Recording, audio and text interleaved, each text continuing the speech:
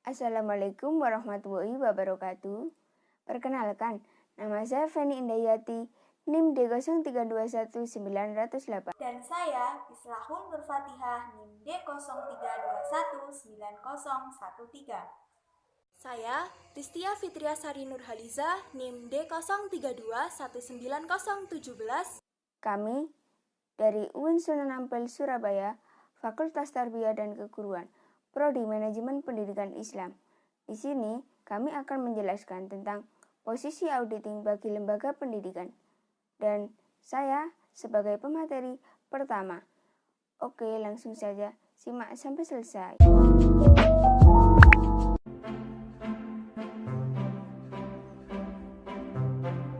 Bagaimana penjaminan dan pengendalian mutu pendidikan? Mutu adalah kemampuan yang dimiliki oleh satuan produk atau jasa yang memenuhi kebutuhan atau harapan kepuasan pelanggan. Mutu itu mencakup input, proses, dan output pendidikan. Dalam dunia pendidikan, pelanggan dikelompokkan menjadi dua, yaitu internal customer, seperti siswa atau mahasiswa sebagai pembelajar. Sedangkan external customer, seperti masyarakat dan dunia industri. Dalam lembaga pendidikan, sistem penjaminan mutu dibagi menjadi dua, yaitu penjaminan mutu dan pengendalian mutu. Penjaminan mutu adalah cara mengatur semua kegiatan dan sumber daya pendidikan yang diarahkan pada kepuasan pelanggan. Penjaminan mutu pendidikan diatur dalam Peraturan Menteri Pendidikan Nasional Nomor 63 Tahun 2009 tentang Sistem Penjaminan Mutu. Untuk kegiatan penjaminan mutu meliputi monitoring, evaluasi, atau kajian. Sedangkan pengendalian mutu adalah suatu sistem kegiatan teknis yang bersifat rutin yang dirancang untuk mengukur dan menilai mutu produk atau jasa yang diberikan kepada pelanggan.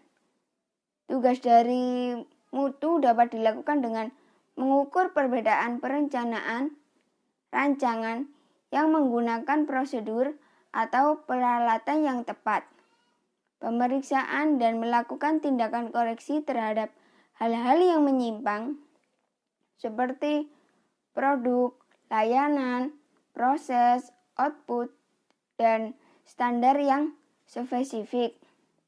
Kegiatan pengendalian mutu mencakup mengenai metode yang secara umum seperti pemeriksaan yang tepat benar terhadap data yang diperoleh dan diolah, dan dengan menggunakan prosedur yang standar dan diakui.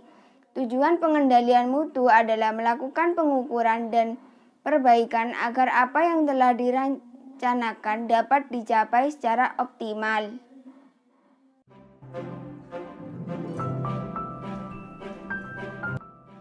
Aspek yuridis penjaminan mutu pendidikan yaitu Peraturan Pemerintah Nomor 19 Tahun 2005 tentang Standar Nasional Pendidikan. Pada bab 15 pasal 91 ditetapkan bahwa setiap satuan pendidikan pada jalur formal dan non-formal wajib melakukan penjaminan mutu pendidikan. Penjaminan mutu pendidikan sebagaimana dimaksud bertujuan untuk memenuhi standar nasional pendidikan.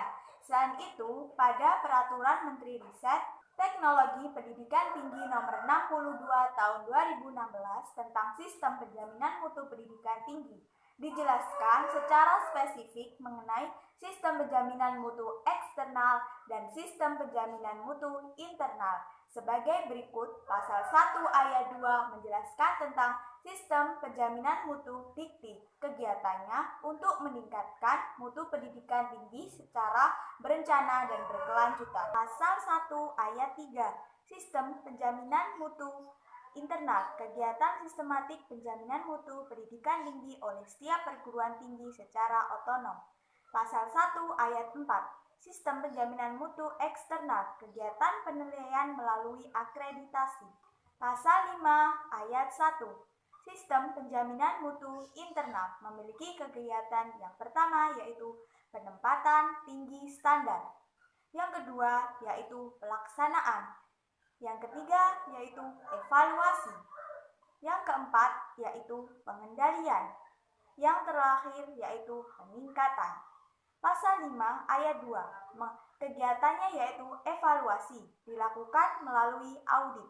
Pasal 5 ayat 3, sistem penjaminan mutu internal diimplementasikan pada semua bidang akademik dan non-akademik. Sekian dari saya, dilanjut oleh materi yang ketiga.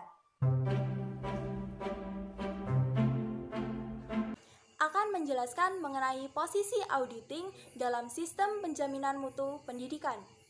Dalam Peraturan Menteri Riset, Teknologi dan Pendidikan Tinggi Nomor 62 Tahun 2016 tentang Sistem Penjaminan Mutu Pendidikan Tinggi Pasal 5 Ayat 2 disebutkan bahwa evaluasi sebagaimana dimaksud dalam ayat 1 huruf C dilakukan melalui audit mutu internal.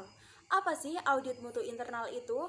Audit mutu internal merupakan kegiatan yang independen, objektif, dan terencana secara sistemik yang bertujuan untuk memberi nilai tambah bagi suatu unit yang diaudit.